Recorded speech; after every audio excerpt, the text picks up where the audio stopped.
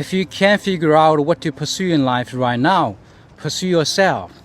Become the healthiest, most confident, most present, calmest, happiest version of yourself. Only focus on things that align with these feelings. Get obsessed with yourself. Be so obsessed with who you are and who you are becoming. That changes the way you talk, the way you walk, the way you show up. And once you do that, your future will be revealed. Why? Because the world treats you exactly how you treat yourself.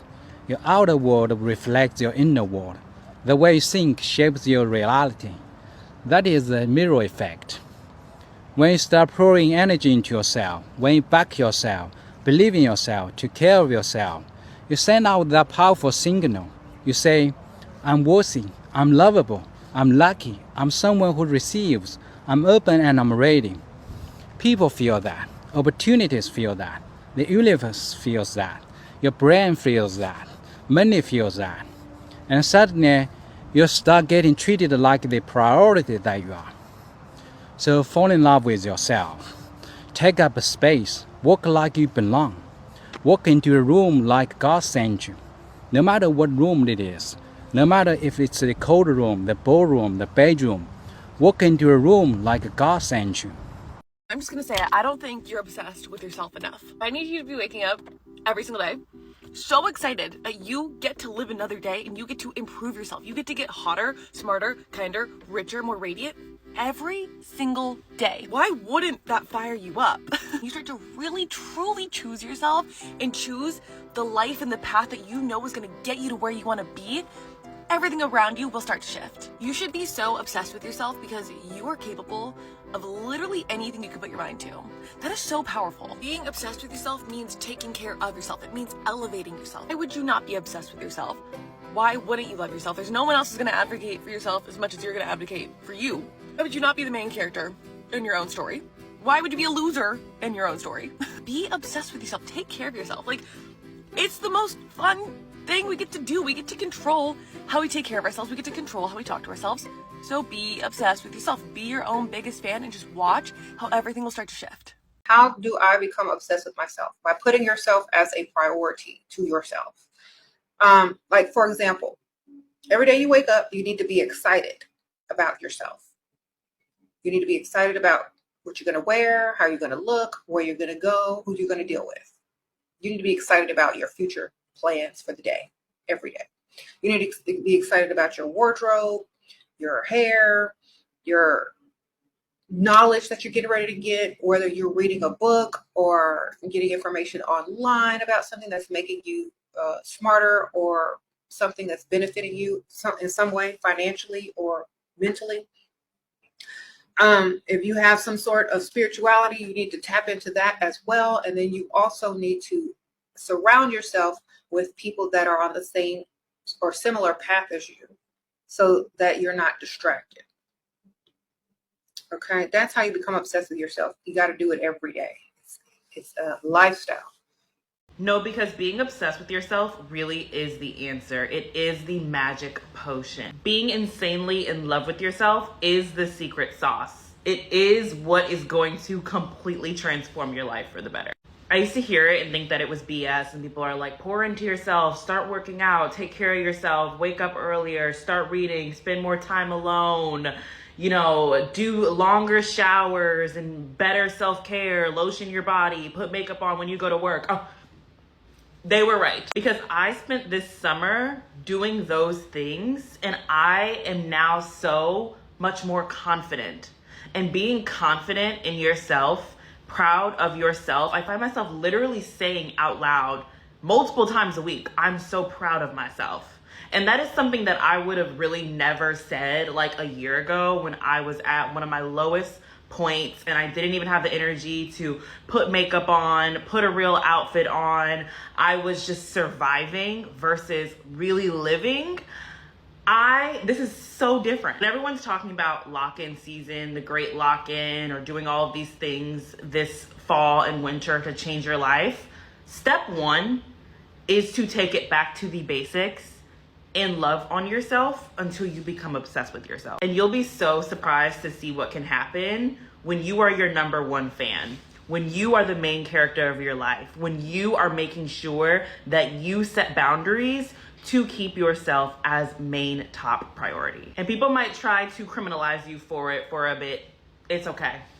Let them. If you came to me and you said you weren't obsessed with yourself, I would tell you that that's a problem we need to solve. You have one life and I want you to be your biggest fan. These are some things that are going to help you. Number one, you can't like yourself if you don't know yourself, which means clear self-identity. This is going to be your likes, your dislikes, your morals, your values, your non-negotiables, everything. The reason knowing yourself and what you stand for in life is so important is because you cannot be easily manipulated. One of the biggest signs of low confidence is people that can easily be swayed. But if you know who you are at your core and you know what you stand for, then you cannot be swayed or manipulated easily. Next is self-acceptance. We've all made mistakes in our lives, but if you cannot move past your mistakes, if you cannot forgive yourself, then it's going to be very hard to love yourself. And lastly, work on becoming independent in every way, financially, mentally, everything. If you want to do something, go do it. Stop relying on others to go with you. You may have someone that's taking care of you financially, but you need to still know how to make money if you had to. I promise you, if you start practicing some of this, your life will change. Hope this helps. The more you love yourself, the more this universe and this world is going to love you. That is why I always say that you should be obsessed with yourself. You should be so focused on self-love and self-devotion and becoming obsessed with yourself, and the world is going to reflect that back to you. Start changing your internal dialogue, okay? If you could hear my thoughts, you'd be like, oh my God, you're so obsessed with yourself. And yes, I am. I have trained myself to be wildly kind to myself, to be wildly encouraging to myself. That is what I always suggest for my clients, to start talking to yourself like you are your biggest cheerleader. When you love you, the world starts to love you.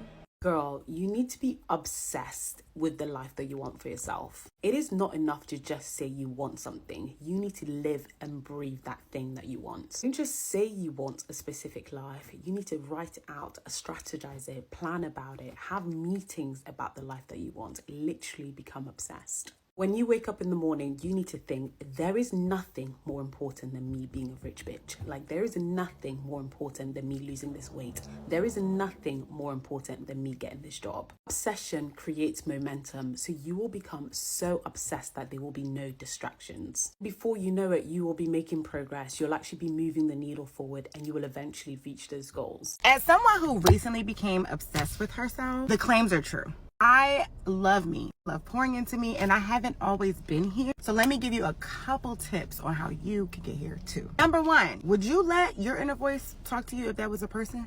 If not, you would be throwing hands. That needs an audit. We need to do an audit on your inner voice. How would you talk to yourself like that if you wouldn't let anybody else talk to you like that? Once you stop yourself giving those criticizing, antagonizing thoughts in your brain, trust me, that is going to be number one. Tip two, let your boundaries speak for you. And what I mean by that is nothing says I love me more than a woman who does not flinch when somebody is disappointed in her no.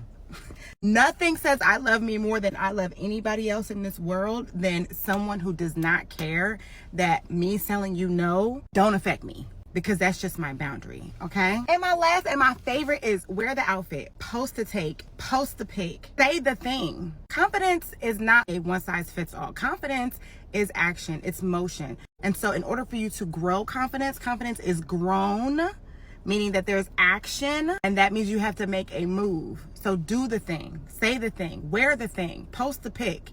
It's okay. With that, your confidence will grow.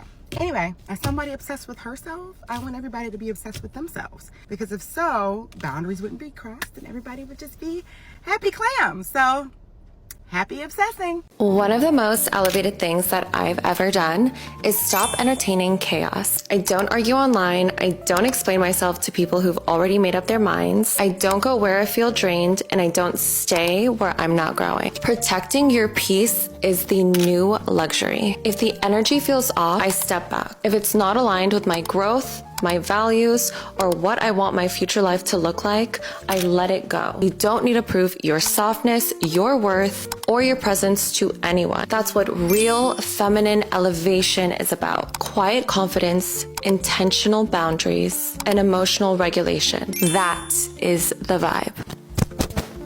Self-obsessed people, that's their focus, them. And it's not a bad thing. It's not a bad thing because they know what they're doing, okay? It's a strategic thing. Think about it like that. They're playing chess, not checkers. Okay? People will try to label you, oh, that's selfish, that's conceited. Ma'am, that's chess. You know how to play? Just say you do or you don't. Okay?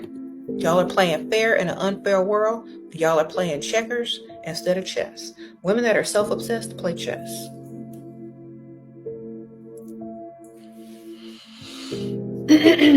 Learn to do it. Because if y'all don't, y'all going to be sitting there crying, arguing, begging for attention, begging people to put you first, begging to be somebody's doormat. No.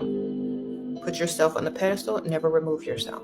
Never allow someone to remove yourself from your pedestal. Because as long as you are on a pedestal, you will be on your pedestal as well as their pedestal. I'm telling y'all. And think about this. Only you can bring yourself down. Nobody else. They don't have the power. They don't have the words. They don't have the emotional, you don't care enough about them emotionally to consider what they're saying to take you off your pedestal. They don't have what it takes to take you off that pedestal because someone always has you up there. Okay? So, that's why you need to stay self-obsessed. This is what's going to change everything. When all women or most women become self-obsessed, change everything. Y'all have the examples out there. Y'all are too busy being, obsessed with them in the wrong way